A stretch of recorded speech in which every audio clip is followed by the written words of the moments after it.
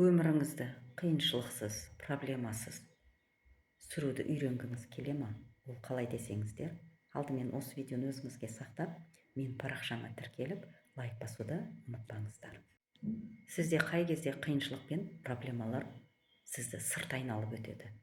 Сіз жан-жақты дамыған адам болсаңыз, сіз қаржылай сауатты адам болсаңыз, сіз мысалы үшін өте начитанный, оқымысты адам болсаңыз, оқымысты болмасаңыз да, мысалы үшін сіздің жаңағыдай бәрін біліп тұрсаңыз, сол кезде ғана сізді проблемалар сырт айналып өтеді. Олар сізге келмейді, өйткені сіз оның бәрін проблема ретінде қабылдамайсыз.